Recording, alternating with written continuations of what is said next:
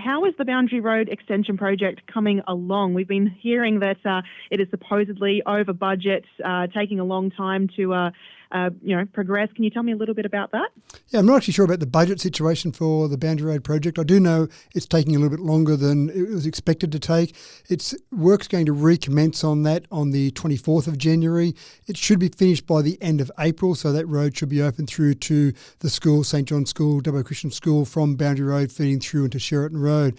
They've actually found when they started working away and doing that project, some of the underground services that were meant to be in certain places weren't quite in the right places. There's been some issues with the solar farm, the solar connector there. So not so much the solar farm, but just the connections to those. So some of the things that they dug up and found underground weren't exactly as they should have been. So it's just put a couple of delays on there, which is disappointing. There's no doubt about that. But again, I said from day one that this council will be very open and transparent with communication. So they're the issues we found. It has put the delay in the project, but by the end of April, we should see that. If there's any further change to that, I'll certainly be talking to the community about those changes.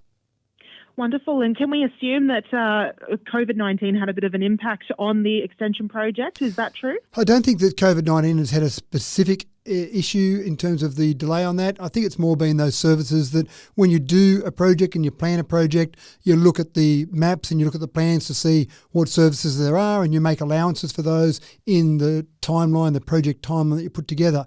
Sometimes when you start digging up roadways, digging up areas, you find that those services aren't exactly as they should have been on those original maps, or they're in slightly different locations, or they're buried to a different depth. So some of those things just through a small spanner in the works, not things that you can't overcome, but just things that you've got to work around, which sometimes delays that project. So I think the easy out, a lot of organisations take the easy out and say it's all COVID's fault, but we know about COVID. We've known about COVID for a long time now, so we hopefully can plan around COVID, and sometimes COVID means that you've got fewer staff available to you, but you've got to plan around those sorts of things. So I think this has more been around those underground services rather than any COVID-specific issues.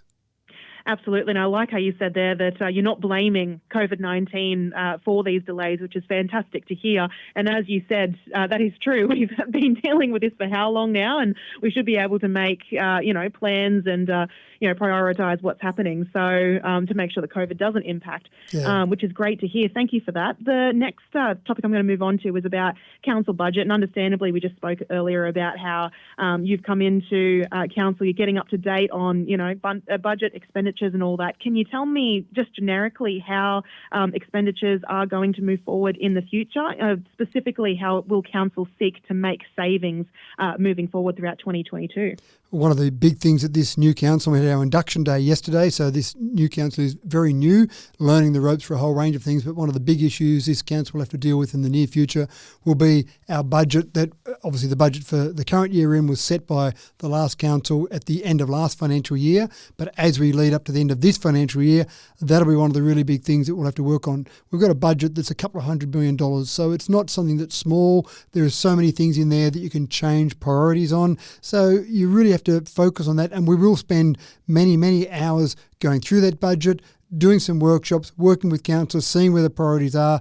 And obviously one of the big issues from my perspective is over the last 3 years from an operational perspective, council has lost $20 million. So we've got to make sure that first of all, we end up with a balanced budget, but we want to actually make sure we've got a budget that's a little bit in the black because we've got to actually start to fill that hole going backwards. We've also got this long-term infrastructure backlog, and that's been something that's been brewing for a little while. Really, the ideal situation for many councils across the state has been to start adding a little bit of money to their budget, keeping some money set aside, because as infrastructure starts to age and as we need to replace infrastructure, and that's a whole range of pieces of infrastructure, not just roadways, but as we need to replace that infrastructure, we need that extra money there. There was a report done about 12 or 11 years ago now called the Percy Allen Report, and that did identify a major infrastructure backlog for Dubbo. We started to fill that hole. Things have gone a bit awry over the last couple of years, but we need to keep filling that hole. So there'll be a whole range of initiatives we'll look at. Obviously, there'll be areas where we might not need to be spending as much money as maybe we would like to spend.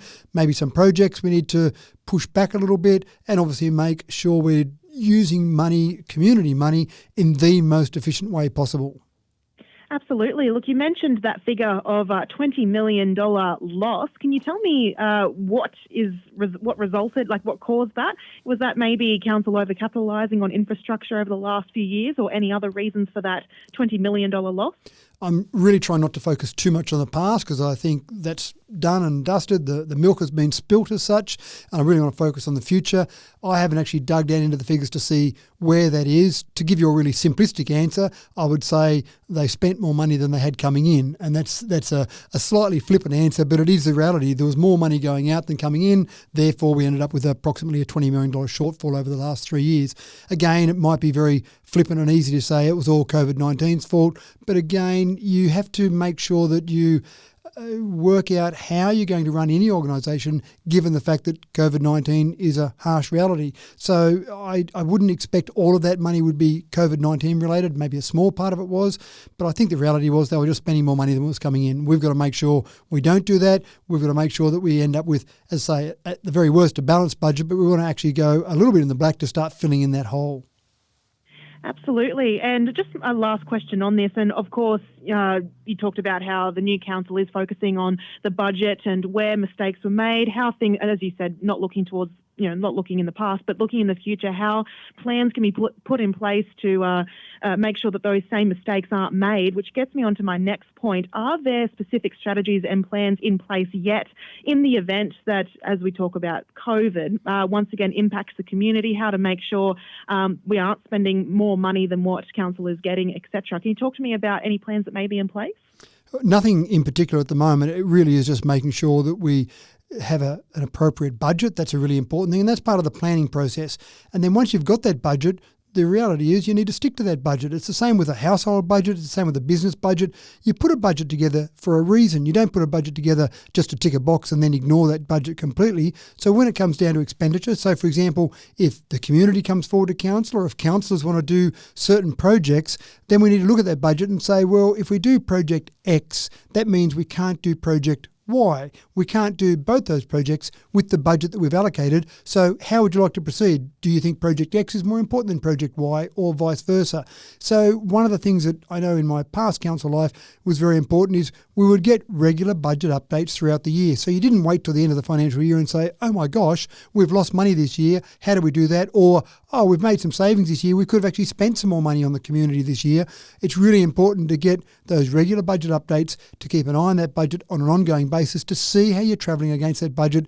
If there was some extra expenditure for whatever reason, be it COVID-19 related or who knows what related, if there's extra expenditure there, you need to make sure you're finding where that money can come from. Or if there's extra savings for whatever reason, there might be some different things that happen means you save money, then again, you might look at how can we allocate some of that money in other areas in the community. Some of the things that council do are variables. We've got things like the airport. Obviously, the amount of money that comes into the airport is reliant upon the number of passengers that fly. Passengers have been reduced, so we've had less money coming in. We might find once we kind of get past the COVID-19 times, our passenger numbers increase dramatically, so we might get more money coming in. Again, we can then use that on the community. So there are a number of variables. As any business has, there's a number of variables in there, and we just need to keep an eye on that. And that's the critical thing there, keeping an eye on that budget and making sure we're going against budget, allocating money as needs be to that budget that we've set aside. Absolutely. Look, thank you for that. Pushing that heavy talk aside, we had you mentioned yesterday's ceremony to have new council sworn in. Can you tell me a little bit about how yesterday went? I don't know, was it a good day? Just something like that? I think it was a fantastic day yesterday. We had all the councillors there. They brought along some family members. So there were partners there, there were kids, there were parents there.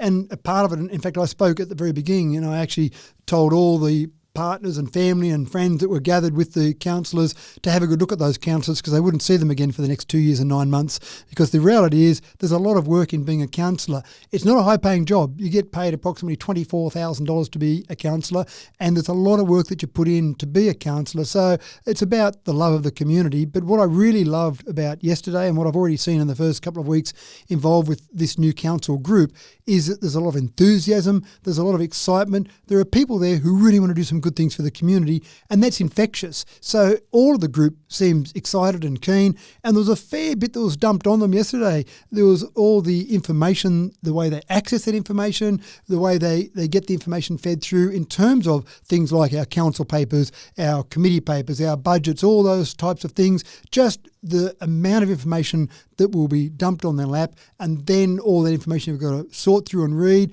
So despite all of that, at the end of the day, they were still enthusiastic, they were still keen, which is fantastic. But I also talked a little bit about the fact that the power in the council, the power in the group is with the 10 councillors. I really specifically talked about the role of the mayor. The mayor has no power at all. Many people think the mayor is all powerful, all seeing, but the mayor has got one vote on council. The job of the mayor is really just to make sure that I go out and carry out the instructions of the council and certainly be the spokesperson for council. But the real power is in the chamber with the group of 10, and any ideas that come forward to council that I've seen in the past, if it's a good idea, the majority of councillors typically will go for that idea. If it's a bad idea, it'll get knocked back by the group of councillors. So that group of 10 is where all the power is and all the direction of this council is. So I'm really keen to see that group of 10 perform. It's not about one individual, it's about the team.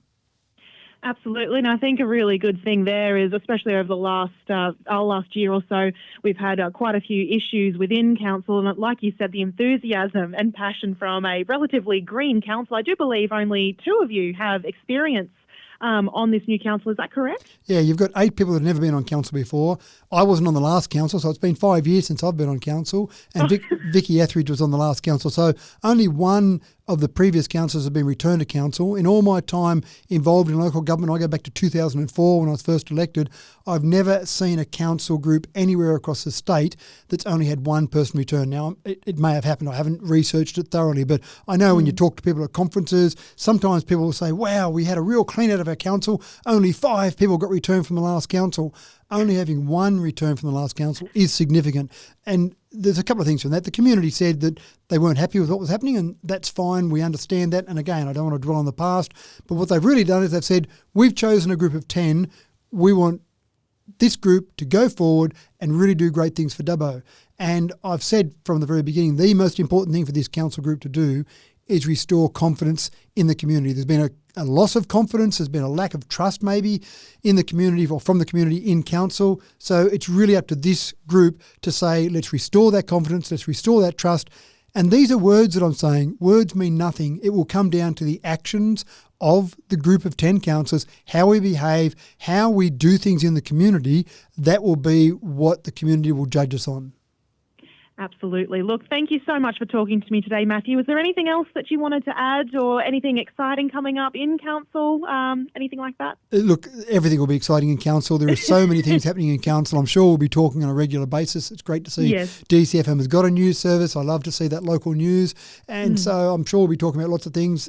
And one of the things that I think is really important is that news organisations like yourself make sure that you always feel free to call any of the councillors, call any of the senior staff if you need to, because all of us are very keen to make sure we're communicating to the community. And we want the community to know what's going on with everything that's happening at council.